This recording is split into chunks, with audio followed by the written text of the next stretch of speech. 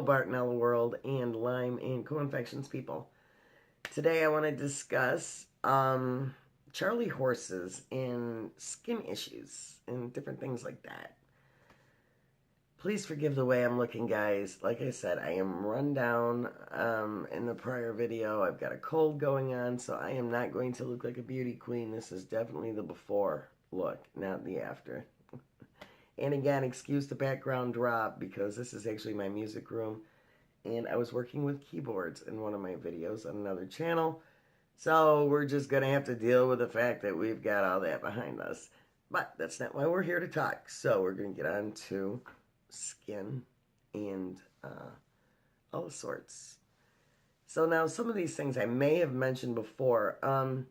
I'd be really curious to know from all of you, do you experience Charlie horses a lot? I'm not just talking about in your legs. I'm talking about in your back. Things like that. Throughout your body. I notice that, obviously, I know what to do and what not to do. And sometimes I make mistakes and I turn just a little bit and it's like, I got a Charlie horse, a cramp. If I lay down and I roll a certain way, I end up cramping up. And then I have to sit there and crank it out. Twist myself another way, which usually sets off another Charlie horse in a different area. I know that people tend to have a lot of Charlie horses in their legs. I won't say that I get more in my legs so much. I do in my hips and in my rear end. Yeah.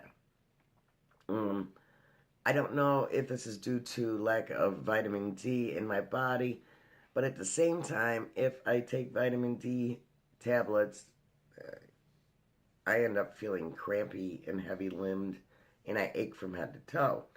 So I'm only good to take like one vitamin D at like 2,500 IUs once a week because of that.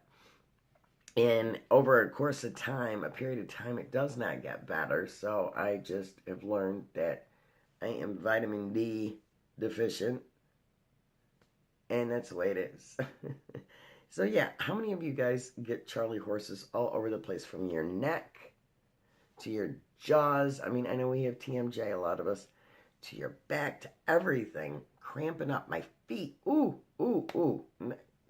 That's probably the second worst place.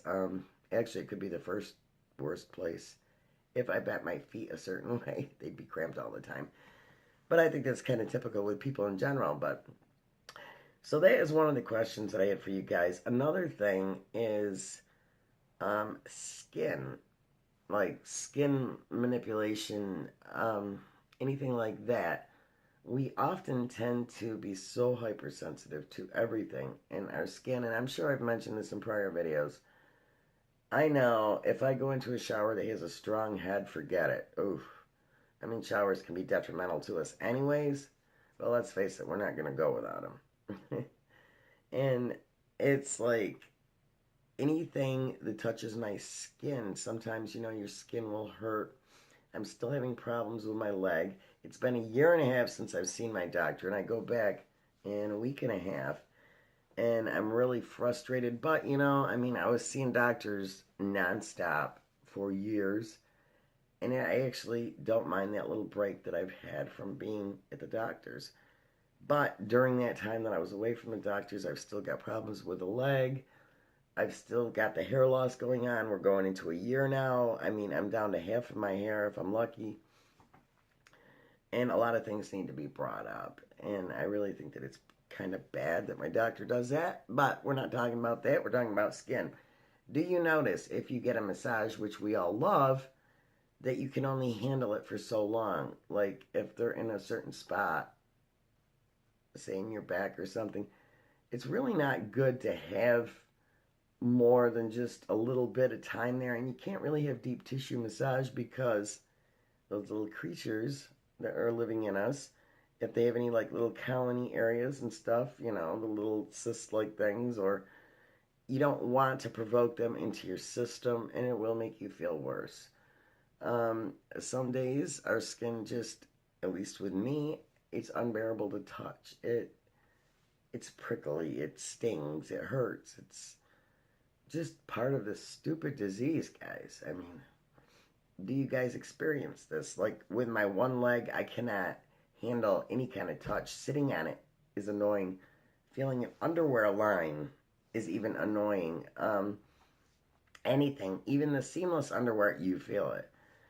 Or I feel it. I'm just curious what kind of sensitivities you guys have with your skin. That's just another question, but I'd be really, really more curious to know about the Charlie horses and so on. Sorry, this video is kind of like on the boring side. I'm like really out of it, stuffed head, foggy brain, and then I fell asleep with my head too low last night. So, you know where that goes in the morning. So I'm going to close this video here. I'm going to give myself a dose of vitamin C and drink a cup of ginger tea for the swelling that's going on in the head.